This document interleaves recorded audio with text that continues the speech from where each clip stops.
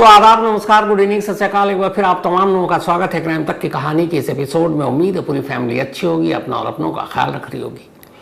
अभी last Friday एक film release हुई है, धुरंधर। सोशल मीडिया पर इसकी काफ़ी चर्चा है और ख़ास तौर पर इसके एक एक्टर अक्षय खन्ना। अक्षय खन्ना ने इस फिल्म में रहमान डकैत का किरदार प्ले किया और उनकी अदाकारी, उनकी एक्टिंग की काफ़ी तारीफ हो रही है। कहा जा रहा है कि वो हीरो यानी रणवीर सिंह पर भी भारी पड़ गए और उसके बाद फिर रहमान डकैत भी सुर्खियों में। फिल्म में जो रहमान डकैत का किरदार अक्षय खन्ना ने किया है, क्या वो असली कहानी है? क्या पाकिस्तान में कोई वाकई रहमान डकैत के नाम से हुआ? और अगर हुआ तो क्या फिर वो वैसे ही था जैसा अक्षय खन्ना ने इस फिल्म में उस किरदार को पर्दे पर उतारा है? तो पेश है रहमान डकैत की पूरी कहानी। रहमान डकैत असल में एक रियल कैरेक्टर है पाकिस्तान का, लेकिन ये कसाई नहीं है बल्कि एक गैंगस्टर कहेंगे आप इसे। ये गैंगस्टर था। पाकिस्तान के कराची में एक जगह है जिसे लयारी कहते हैं।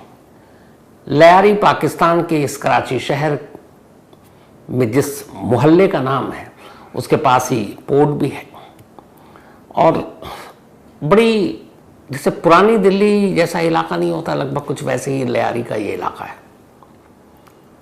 वहाँ रंग बिरंगे घर हैं, मिक्स्ड पॉपुलेशन है। वहाँ बलोच भी रहते हैं, सिंधीज़ भी रहते हैं, कच्छीज़ भी रहते हैं, यानी जो कच्छ से आते हैं, और सीडीज़ भी जो अफ्रीकन हैं, उनकी भी एक आबादी है।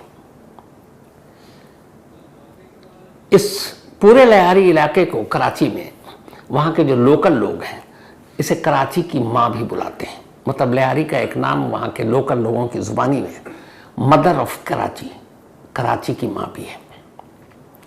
और यहीं से शुरू होती है कहानी रहमान डकैत की।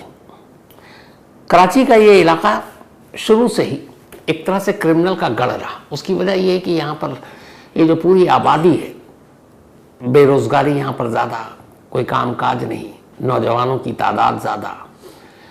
तो जहाँ बेरोज़गारी होती है वहाँ जुर्म के रास्ते पे लोग बहुत आसानी से निकल पड़ते हैं। यही कुछ लयारी की भी कहानी थी। लेकिन अपने वक्त में, आज से पहले, अब तो लयारी जब बदनाम हुआ उससे पहले की बात बता रहा हूँ कि लयारी पाकिस्तान में, पूरे पाकिस्तान में इसका एक नाम हुआ करता था, कराची की माँ या मदर ऑफ कराची या लयारी कहें। उसकी वजह यह है कि पूरे पाकिस्तान में जब भी लयारी का नाम आता था, दो चीज़ें लोगों के जहन में आती थी। एक थी बॉक्सिंग और दूसरी फुटबॉल। लयारी ने पाकिस्तान को कई नेशनल, इंटरनेशनल स्टैंडर्ड के फुटबॉलर भी दिए और बॉक्सर भी दिए। एक बॉक्सर तो जो यहाँ से निकले वो ओलंपिक में ब्रॉन्ज मेडल भी जीता है, ओलंपिक में पाकिस्तान के बॉक्सर ने। वो इसी लयारी का रहने वाला।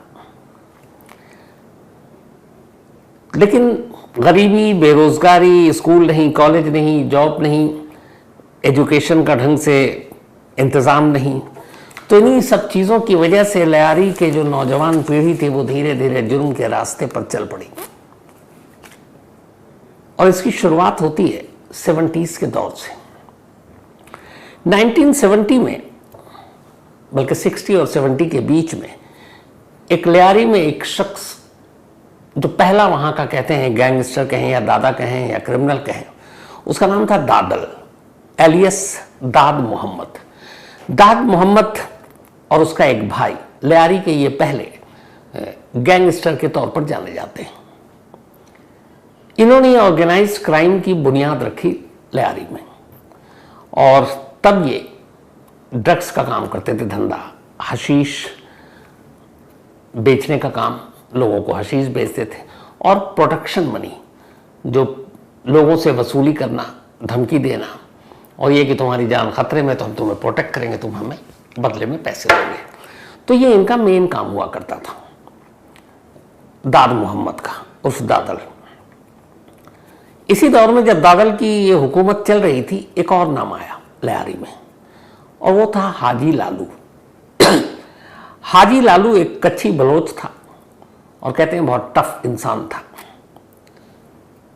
उसने दाद मोहम्मद को देखा देखी अपना गैंग एक बना दिया इस इलाके में। अब हाजी लालू और दात मोहम्मद दो अलग अलग गैंगस्टर लयारी में पनप चुके थे, लेकिन दोनों में ज़्यादा झगड़ा इसलिए नहीं था कि दोनों ने इलाके बांट रखे थे। दोनों अपना अपना काम कर रहे हैं, उगाही, वसूली, ड्रग्स का धंधा। इसी दौरान में हाजी लालू की नज़र एक लड़के पर पड़ती है। एक लड़का जो लयार का रहने वाला, बेहद शातिर, बेहद तेज़। हालांकि वो उस ज़माने में लोगों को ठगता था, बहुत बड़े बड़े क्राइम नहीं किए, लेकिन हाजी लालू की जब नज़र पड़ी तो हाजी लालू को उस लड़के में कुछ चीज़ नज़र आई। उसे लगा कि ये एक दिन बहुत आगे जाएगा। हाजी लालू ने उस लड़के को अपने गैंग में शामिल कर लिया, उसके सर पर अपना हाथ रख दिया। वो लड़का कोई और नहीं था बल्कि उसका नाम था सरदार अब्दुल रहमान बलोच, जो आगे चलकर रहमान डकैत के नाम से मशहूर हुआ। तो अब रहमान या सरदार अब्दुल रहमान हाजी लालू के गैंग में शामिल हो गया। रहमान की पूरी फैमिली भी एक तरह से क्राइम में इन्वॉल्व थी। रहमान का बाप ड्रग्स के धंधे में शामिल था, कई बार पकड़ा गया था। उसके चाचा, भाई, इन सब के ऊपर भी कोई ना कोई कानूनी शिकंजा कसा हुआ था। तो बचपन से ही जुर्म की दुनिया को रहमान ने अपनी इर्द गिर्द देखा था। और अब लयार के दो सबसे बड़े गैंगस्टर में से एक हाजी लालू का उसके सर पर हाथ। फिर क्या था, देखते ही देखते अब रहमान जो है एक बेहद करीबी और ख़ास बन गया लालू का। और अब उसने छोटे मोटे ये जो ठगी और सारे काम करता था उसको छोड़कर बड़े बड़े लोगों को धमकाना, वसूली, कत्ल करना, सब हाजी लालू के इशारे पर करने लगा।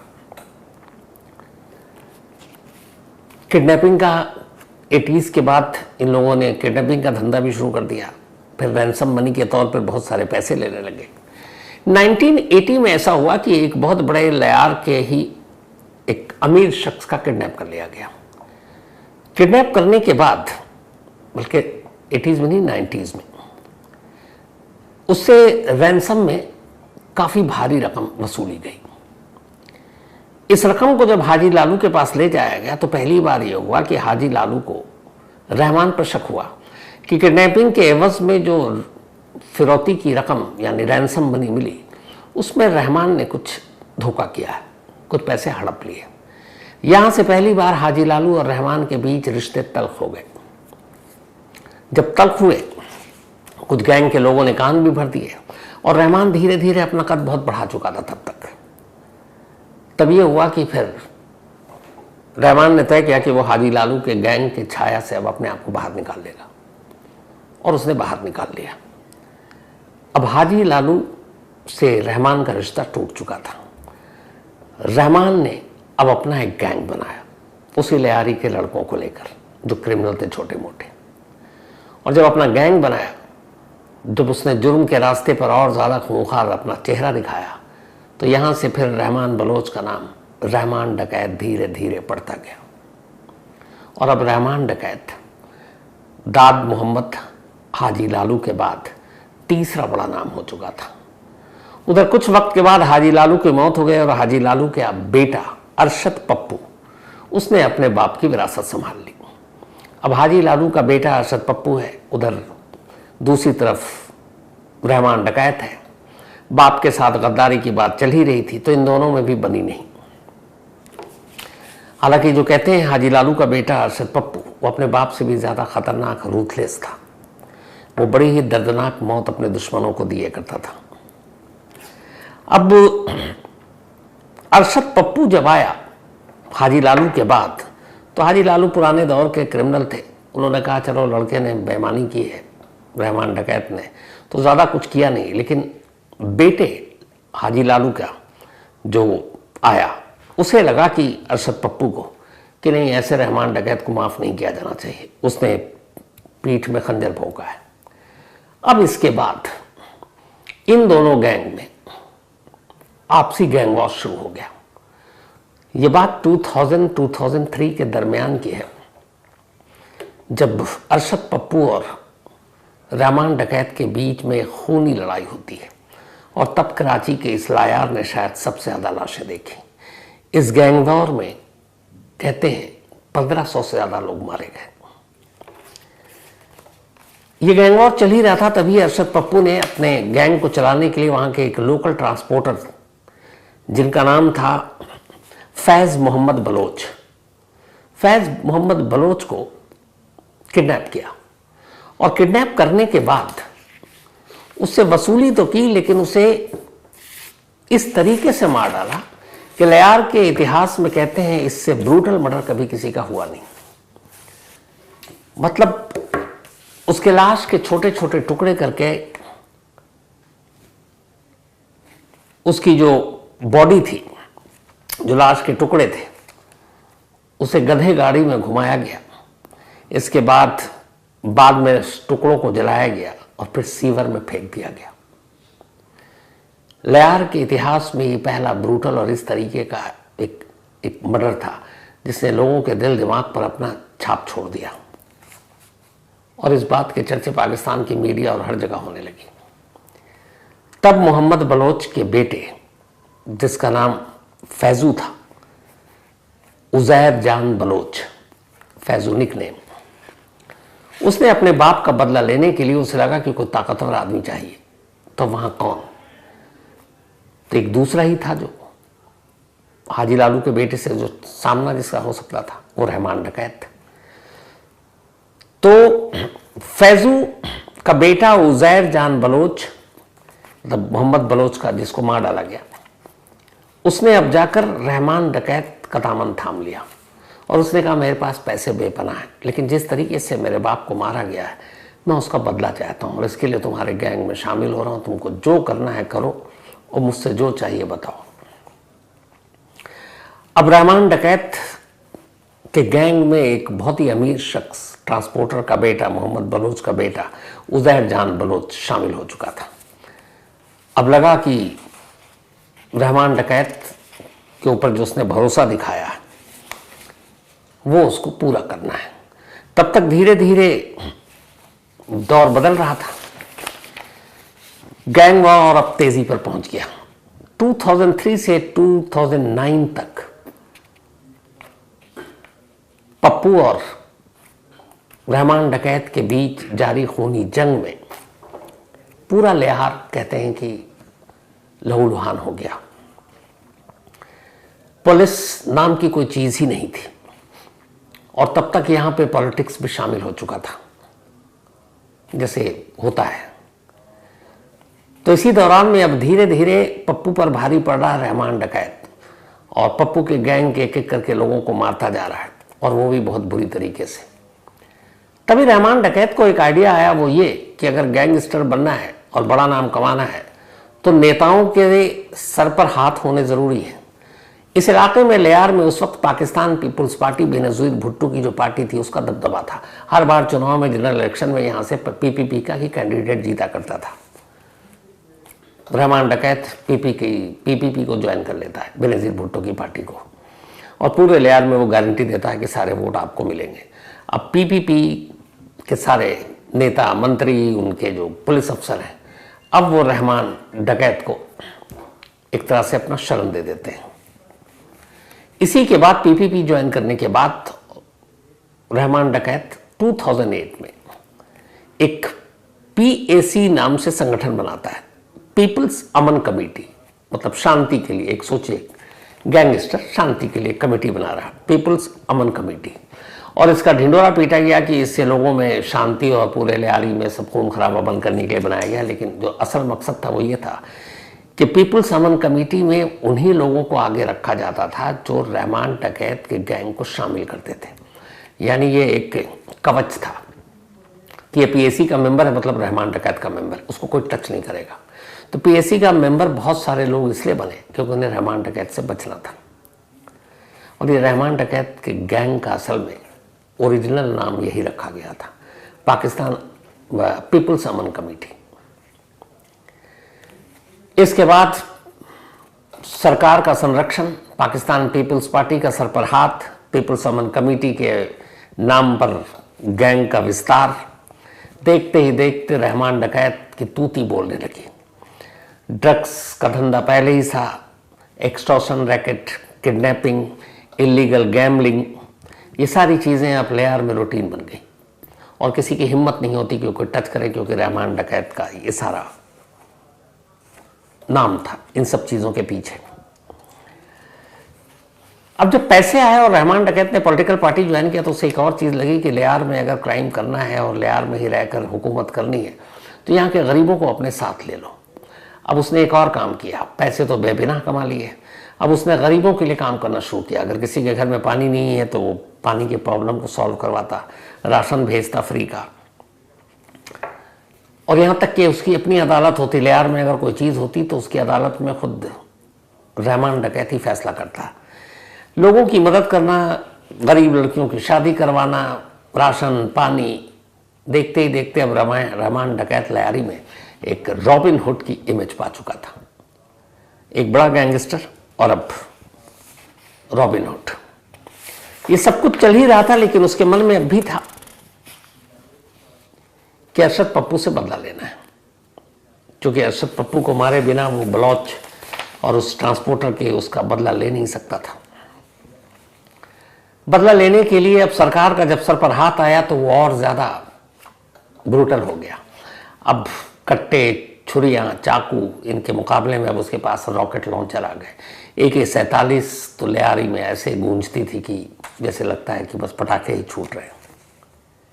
खून खराबा इस कदर होने लगा कि हफ्तों हफ्तों लियारी के स्कूल कॉलेज बंद हो जाते। बच्चे बाहर खेलने से उनके माँ बाप ने भेजने बंद कर दिया, क्योंकि कभी भी किसी सड़क पर कहीं भी गैंग वॉर शुरू हो जाता पप्पू और रहमान डकैत के बीच में। महिलाएं बाजार नहीं जाती थी खरीदारी करने कि निकली ही पता नहीं कौन सी गोली कब किधर से उनको आकर लग जाए। इस दौरान में एक कहानी आई रहमान डकैत को जिसने उसका खूंखार चेहरा सबसे ज्यादा और दिखाया। वो ये कि एक बार रहमान डकैत को ये शक हुआ कि जो उसकी माँ है वो पप्पू गैंग और पप्पू के फादर जो थे हाजी लालू, तो हाजी लालू के गैंग में जब रहमान डकैत था तो हाजी लालू के साथ तो रिश्ते अच्छे थे, हाजी लालू का घर भी आना जाना था, तो रहमान डकैत के साथ उसकी फैमिली के साथ भी जान पहचान थी, दुआ सलाम थे। लेकिन कई ऐसी चीजें हुई जिससे लगा कि कोई घर का भेदिया है जो हाजी लालू और उसके बेटे पप्पू को इंफॉर्मेशन लीक कर रहा है। कहते हैं कि कुछ अपने खास लोगों के बाद उसे पता चला कि असल में घर का भेदिया कोई और नहीं बल्कि खुद रहमान डकैत की अपनी माँ है, उसकी अम्मी है। उसने इस सोर्स को कहीं और से भी पुख्ता किया, खबर को पुख्ता किया, और कहते हैं कि जब उसे यकीन हो गया कि उसकी माँ ही भेदिया है तो रहमान डकैत का सबसे खूंखार चेहरा लियारी में उस दिन देखा गया जब ये कहा गया कि उसने अपनी माँ को गला घोंट कर मार डाला और मारने के बाद अपनी माँ को उसी की चुनरी से पंखे में लटका दिया और ये कहा कि माँ ने अपनी जान दे दी। लेकिन रहमान डकैत के करीबियों ने बाद में खुलासा किया कि असल में रहमान डकैत ने खुद अपनी माँ को मार डाला था, सिर्फ इसलिए कि दुश्मन गैंग से वो मिली हुई थी। हालांकि इस कहानी में कितना दम है या इसका मतलब एविडेंस कहीं नहीं मिला, लेकिन ये कहानी पूरे लियारी में और पुलिस फाइल में तैरती रहती है। ये सब कुछ चलता रहा, रहमान डकैत का कहर टूटता रहा। लियारी अब एकदम एक जंग का मैदान, मामला मीडिया तक भी आया। अब ये हुआ कि सरकार को लगा कि ये तो कुछ ज्यादा हो रहा है, तो कुछ करना चाहिए। तो फिर सरकार ने पुलिस को खुली छूट दी और कहा कि भैया लियारी को साफ करो और ये रहमान डकैत और पप्पू का कुछ इंतजाम करो। तब उस वक्त एक, जैसे अपने इंडिया में बहुत सारे एनकाउंटर स्पेशलिस्ट हुए हैं, पाकिस्तान में भी एक ऐसी एनकाउंटर स्पेशलिस्ट बड़ा फेमस 2000 के दौर में, नाम था चौधरी असलम। चौधरी असलम को ये टास्क दिया गया। अब लियारी वो इलाका था जहाँ की मतलब कुछ गलियाँ ऐसी थी जहाँ तो पुलिस वाले घुस भी नहीं सकते थे, उन्हें पता था घुसे तो जिंदा वापस नहीं आएंगे। तो ये काम दिया गया चौधरी असलम को। 9 अगस्त 2009 की वो तारीख थी जब अचानक एक दिन पाकिस्तानी मीडिया में ये खबर आई कि रहमान डकैत एक पुलिस एनकाउंटर में मारा गया। बाद में तस्वीरें भी आई, लेकिन कहा गया कि रहमान डकैत को एनकाउंटर में नहीं मारा गया बल्कि उसको धोखे से बुलाया गया था और फिर उसे पुलिस ने मार डाला। अब रहमान की मौत हो गई, रहमान डकैत की कहानी यहां पर खत्म हो जाती है। लेकिन रहमान डकैत की मौत के बाद उज़ैर बलोच, उसी ट्रांसपोर्टर का बेटा जो उस वक्त तक करीब हो गया था, जिसने सब कुछ छोड़कर रहमान डकैत का गैंग ज्वाइन किया था अपने बाप का बदला लेने के लिए। उसने रहमान डकैत की मौत के बाद 2009 में रहमान डकैत के गैंग की कमान संभाल ली। अब वही बॉस था रहमान डकैत के गैंग का। और उज़ैर बलोच के बाप को जिस तरीके से मारा गया था, उस चीज़ ने उज़ैर बलोच के रहमान डकैत से भी कहीं ज़्यादा खूंखार बना दिया था। उसके ज़िंदगी का एक ही मकसद था, पप्पू गैंग का सफाया और पप्पू को वैसे ही मौत देना जैसे उसके बाप को दिया गया। अब उज़ैर ने गैंग संभाली, सिंधी टोपी पहना करता था, उसकी तस्वीर इसी से पहचानी जाती थी। और इसके बाद अब वो लग गया पप्पू गैंग के पीछे। 2009 से लेकर अगले 4 साल तक पप्पू गैंग के बहुत सारे लोगों को मार डाला। फिर से कई सौ लोगों की जानें गई गैंग वॉर में, लेकिन अरशद पप्पू हाथ नहीं आया उज़ैर के। फिर मार्च 2013 की तारीख आती है। मार्च 2013 में कहते हैं कि अरशद पप्पू के गैंग के कुछ लोगों ने मुखबिरी की थी, क्योंकि उस गैंग को पैसा दिया था उज़ैर ने, और उसने लोकेशन बता दिया कि कहीं एक खास जगह पर है और बहुत सारे लोग नहीं हैं उस वक्त अरशद पप्पू के साथ। मौका अच्छा था और मार्च 2013 में उज़ैर के लोगों ने मुखबिर के बताए हुए ठिकाने पर जाकर हमला किया और अरशद पप्पू और उसके भाई यासिर अरफात, इन दोनों को उठा लिया। एक पुराना दुश्मन अब उज़ैर के हाथ में था, जिस दुश्मन का खात्मा खुद रहमान डकैत नहीं कर पाया था। उठाने के बाद ये लोग उसे एक खुफिया जगह पर ले गए। इसके बाद अरशद पप्पू की मौत की जो कहानी की डिटेल बाद में आई, उसने पूरे कराची और लियार के इलाके के लोगों को थर्रा दिया था। उज़ैर के फादर की भी ऐसी दर्दनाक मौत नहीं हुई थी जैसे उज़ैर ने अपने बाप के कातिल अरशद पप्पू यानी हाजी कालू के बेटे और उसके भाई यासिर को दी थी। इन्होंने उसको अपने कब्जे में 5 दिनों तक रखा और इन 5 दिनों में जितने जुल्म ढा सकते थे अरशद पप्पू पर ढाया। हर तरीके से टॉर्चर किया। टॉर्चर करने के बाद दोनों भाइयों के सर काटे। फिर बिना सर के उसकी बॉडी को गधे गाड़ी पर रखकर लियारी के अपने पूरे इलाके में घुमाया और लोगों को देखने पे मजबूर किया, देखो ये हमारा दुश्मन, इसका क्या हाल किया है। तो अरशद पप्पू और उसके भाई का गला काटने के बाद उस बॉडी को दिखाया, घुमाया और फिर पूरी गलियों में लियारी के। इसके बाद अपने बाप की तरह ही इन दोनों के लाशों के टुकड़े किए, उन्हें जलाया और फिर वैसे ही ले जाकर सीवर में फेंक दिया। इत्तेफाक से कहते हैं कि जब ये परेड कराया था बिना सर के बॉडी के, कुछ लोगों ने शूट कर लिया था और ये वीडियो पाकिस्तान में उस वक्त कुछ चैनल पर भी चल गए और खुद नेता, पॉलिटिशियन, पुलिस वाले देखकर ये वीडियो लीक हुआ, वो भी थर्रा गए थे। इसके बाद ये हुआ कि नहीं ये तो बहुत है, इससे ज़्यादा नहीं। फिर सीधे आया कि अब आप स्पेशल टास्क फोर्स बनाइए। रेंजर्स को हुक्म दिया गया कि अब उज़ैर और बाकी लियारी में जितने भी ऐसे गैंगस्टर हैं अब उनका सफाया करो, लियारी को अब इन चीज़ों से निपटाओ। जब ये सब कुछ हुआ तो उज़ैर कराची छोड़कर भाग गया। उसके बाद वो अलग अलग ओमान और कई और देशों में रहा। फिर जो बाकी के छोटे मोटे लोग थे वो भी वहाँ से निकल लिए और सब अलग अलग देशों में चले गए। कहते हैं कि सिर्फ उज़ैर और इस पप्पू के गैंग वॉर के बीच में 2000 लोग मारे गए थे। उससे पहले कि जब रहमान डकैत था उनकी अलग कहानी थी। 2016 में उज़ैर बलूच वापस पाकिस्तान पहुंचा। पाकिस्तानी रेंजर्स को पता चला और उन्होंने कराची के बाहर से उसे अरेस्ट कर लिया। अरेस्ट करने के बाद मिलिट्री कोर्ट में उसे पेश किया गया, जहां से उसे सज़ा हुई और पिछले 9 सालों से उज़ैर अब भी पाकिस्तान की जेल में बंद है। जो दूसरा एक क्रिमिनल और था, बाबा लाडला, जो पप्पू के गैंग से था, पप्पू की मौत का बदला लेने के लिए आया था। 2017 में उसके बारे में भी जानकारी मिली, वापस कराची आ रहा और रेंजर्स के साथ एक शूट आउट में मारा गया। 2018 में गफ़ार ज़िक्री, जो आखिरी लियार का इन सारे गैंग के बाद एक नया नाम उठा था और लग रहा था कि अभी ये सिलसिला अभी भी आगे चलेगा, उसका नाम था गफ़ार ज़िक्री। 2018 में पाकिस्तानी रेंजर्स और पुलिस ने तय किया कि नहीं, अब लयारी में कोई भी रहमान डकैत या फिर हाजी लालू या दाद मोहम्मद जैसे किसी और गैंगस्टर को पनपने नहीं देंगे। तो फिर गफ्फार जिक्री को भी पुलिस ने एक एनकाउंटर में मार दिया।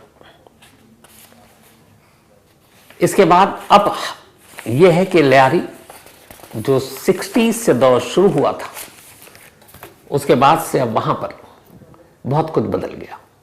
अब वहाँ लॉ एंड ऑर्डर है, बहुत सारी चीज़ें हैं, और सबसे बड़े इस बदलाव की जो निशानी है वो ये है कि जो लयारी शुरू से आखिर तक पाकिस्तान पीपल्स पार्टी के उम्मीदवार को जिताता रहा था, जब यहाँ से सारे गैंगस्टर का एक एक करके सफाया हुआ, तो जो लास्ट चुनाव हुआ और जो उससे पहले का चुनाव हुआ, वहाँ पर लयारी ने अपने पॉलिटिकल थिंकिंग या सोच को भी बदल दिया।